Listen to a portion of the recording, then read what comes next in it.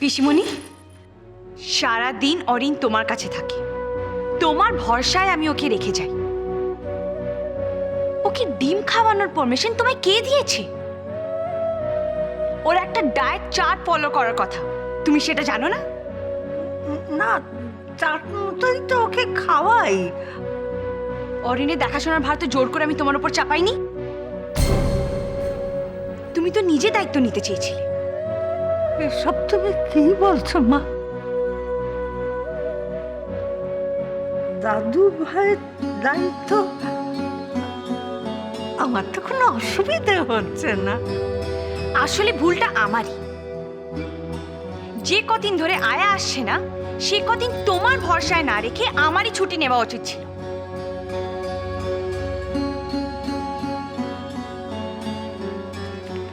এসো বাবু, এসো না। আর তোমার অযত্ন হবে না, আর তোমার অযত্ন হবে না।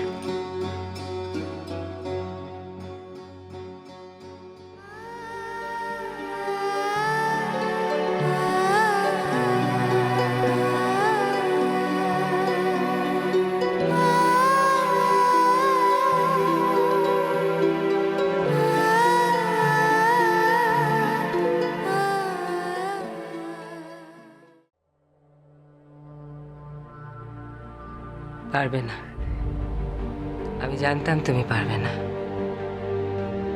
তুমি আমাকে কিছুতেই অবিশ্বাস করাতে পারবে না। তুমি মিস্টার সেনকে বিয়ে করতে রাজি হয়েছিল। অস্বীকার করবে কোন মুখে? কিন্তু মা, তখন তো বলো বলো না, তখন কি ভেবেছিলে তুমি? যে নিখিলের চেয়েও তুমি থাক অর্পিতা, এর মধ্যে নিখিলকে টেনে এনো না। মা, আমার একটা কথা শোনো। আমি তোমার কোনো কথা শুনবো না মুড়ি। আমি তোমার কাছে জবাবদিহি করছি না। সেদিন কোর্টে সকলের সামনে দাঁড়িয়ে তুমি নিখিলকে কত ছোট করেছিলে, নিখিলের কত নিন্দে করেছিলে, সেসব কিন্তু আমি ভুলিনি মুড়ি। জানতে একটা অবিচারের জন্য নিখিলের ফাঁসি হয়ে যাচ্ছিল, তাও তুমি নিজে থেকে মুখ খুলে বলনি সে রাতে তুমি নিখিলের সঙ্গে ছিলে। তোমার সম্মানের জন্য, তোমার সাথে মিস্টার সেনের যাতে বিয়েটা ভেঙে না যায়, তোমাকে আড়াল করবার জন্য নিখিল কিন্তু নিজের মৃত্যুকেও মেনে নিয়েছিল। ওর এত ভালোবাসার বদলে তুমি কি দিয়েছো? ওর শেষ দেখে তুমি ছাড়লে। আর কি জন্য তুমি এখানে আছো? সাগর সিং যখন ফিরে এসেছে তখন তুমি ওর সঙ্গে চলে যাও। আমাকে মুক্তি দাও, তুমি আমাদের মুক্তি দাও।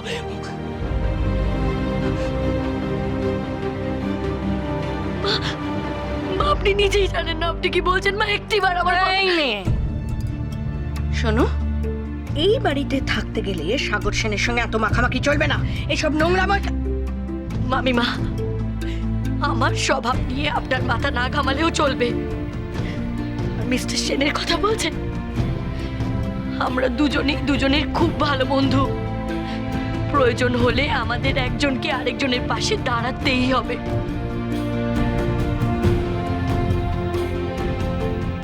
আপনি এখন এখান থেকে আসতে পারেন। আপনি এখন যান এখান থেকে।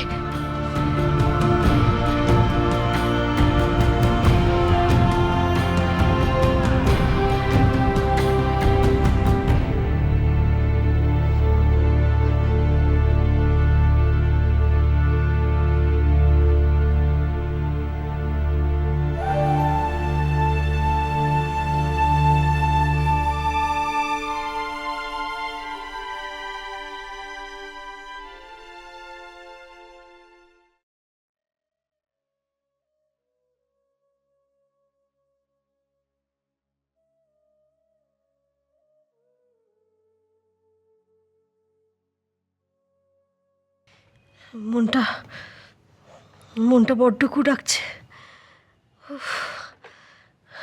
ঠাকুর, মনটা বড্ড কুড়াচ্ছে। এত খারাপ একটা স্বপ্ন দেখলাম, এত খারাপ। জানো, আমি দেখলাম যে মৌরি একটা সাদা শাড়ি পরে বসে আছে। আমি গিয়ে মৌরির হাত টেনে ধরেছি আর মৌরিকে বলছি, চল চল মৌরি, বাড়ি চল। মৌরি যেই ঘুরলো, দেখি মৌরি না, মহুয়া। আমার আমার ভয় বুকটা ছ্যাঁত করে উঠলো। হ্যাঁ গো, হ্যাঁ, ভোরের স্বপ্ন সত্যি হয় না। আমি তো ভোরের স্বপ্নটা দেখলাম। আবার আবার মহুয়ার কি হলো কে জানে, কি অমঙ্গল হলো মহুয়ার। আর কি অমঙ্গল হবে আমাদের? হ্যাঁ? আর কত খারাপ মধ্যে বাকি আছে? কে জানে, কে জানে আরো কি কি কপালে লেখা আছে। না না না, আসলে ওই কালকে তুমি মহুয়ার সঙ্গে ফোনে কথা বলেছো তো, তাতে তুমি ঘাবড়ে গেছিলে, সেই জন্য ওইসব দুঃস্বপ্ন দেখেছো। হতে পারে, হতে পারে। মহুয়া ভয় পেয়েছে বোধহয়, জানো, ছোট তো, চোখের সামনে দিদির এত বড় একটা সর্বনাশ দেখলো, ভয় হয়তো আধখানায় হয়ে গেছে মেয়েটা। তাই মহুয়াকে কতদিনের জন্য এখানে এনে রাখলে হয় না? না না, তাই বা কি করে হবে? ও তো পড়াশুনো আছে। না না বাবা, না, পড়াশোনার ক্ষতি করে আর না। শোনো না, বলছি তার চেয়ে বরং এক কাজ করি, বুঝলে, আমি কলকাতা চলে যাই। হ্যাঁ, কলকাতা চলে যাই। আমি আমি মৌরির কাছে যাই। মৌরির কাছে যেতে হবে আমাকে। হ্যাঁ গো, তুমি? হ্যাঁ হ্যাঁ, দাঁড়াও, কি বলছিলাম, বলছি মৌরির কাছে যাই। কেন বলো তো, আমি এখানে বসে বসে না মৌরিকে নিয়ে আমি আর দুশ্চিন্তা করতে পারছি না, বুঝলে। আমার বুকের ভেতরটা ফেটে যাচ্ছে, তো আমি আর দুশ্চিন্তা করতে পারছি না। তাই দেখো, মৌরি আমাকে কবে কি বলেছে সেটা নিয়ে অভিমান করে আমার এখানে বসে থাকলে চলবে না? না, আমার এখানে বসে থাকলে চলবে না। কি বলছো তুমি? হ্যাঁ, তুমি আবার কলকাতা যাবে? আরে বাবা, মেয়ে তো এখানে আসতে চাইছে না। না না, আমি ওকে জোর করব না। জোর কেন করতে যাব আমি ওকে? আর আমি ওর শ্বশুর বাড়িতে গিয়েও থাকবো না। আমি থাকবো আমার মেয়ের ফ্ল্যাটে। আমি কি চাই জানো? মৌরির এই অবস্থায়, মানে ওর হাতের কাছাকাছি আমি থাকতে চাই, একটু কাছাকাছি, মানে ও চাইলেই যাতে ওর মাকে ওর কাছে পায়, ব্যাস। আর কিচ্ছু না। ওর কষ্ট হচ্ছে তো আমি ওর পাশে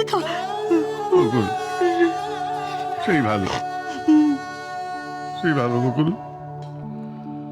শিউলিকে নীরুর কাছে রেখে চলো আমরা দুজনে কলকাতা যাই। নিখিল চলে যাওয়ার পর থেকে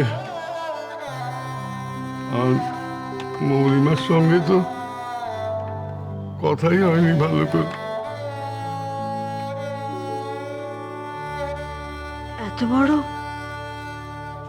এত বড় একটা শোক থেকে আমরা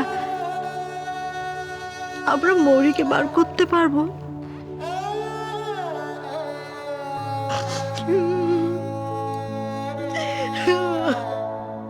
চেষ্টা তো আমাদের করতেই হবে মুকুল। হ্যাঁ।